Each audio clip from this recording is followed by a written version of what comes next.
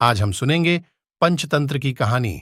तो यह कहानी है अनजान से बचो। एक राजा के सोने के कमरे में एक सफेद जूं रहती थी। एक तो राजा के सुंदर महल, दूसरे राजा का मजेदार खून। जूं को भला और क्या चाहिए था। महलों में रहने वालों का तो जीवन वैसे ही सुखी होता है। किसी प्रकार से उस कमरे में एक खटमल घुस आया। जूं ने खटमल को राजा के पलंग में घुसते देखकर कहा, अरे भाई, तुम राजा के बिस्तर में कैसे घुस आए? कहीं राजा को पता चल गया तो हम दोनों की खैर नहीं, इसलिए तुम यहां से शीघ्र चले जाओ।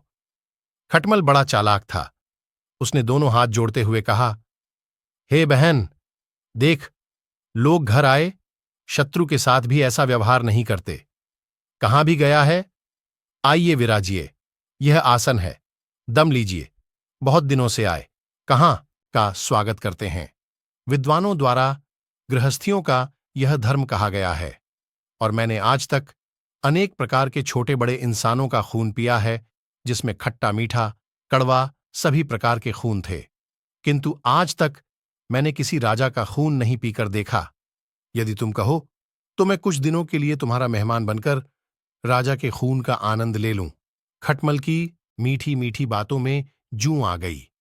उसने कहा, देखो भाई, मैं इस राजा का खून बड़े ही विचित्र ढंग से और प्यार से चूसती हूं, इसलिए तुम्हें भी इतनी ही होशियारी से यह काम करना होगा। बहन, तुम किसी प्रकार की चिंता मत करो। मैं राजा का खून उसी समय चूसना आरंभ करूंगा जब तुम उसका खून पी लोगी। वह दोनों यह बातें कर ही रहे थे कि इतने में राजा भी अपने कमरे में आ गया। जैसे ही राजा पलंग पर बैठा तो खटमल के मुंह में पानी भर आया और उसने झट से राजा को काट खाया। किसी ने ठीक कहा, उपदेश से स्वभाव नहीं बदलता। पानी को जितना मर्जी गर्म कर लो, वह फिर से ठंडा हो जाएगा। चाहे आग ठंडी हो जाए और शीतल किरणों वाला चांद जलने वाला बन जाए, तो भी मनुष्य का स्वभाव नहीं बदला जा सकता।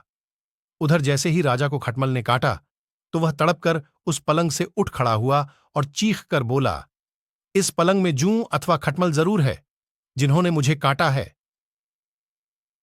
राजा के नौकर उसकी बात सुनकर भागे हुए आए और पलंग पर से बिस्तर उठाकर देखने लगे।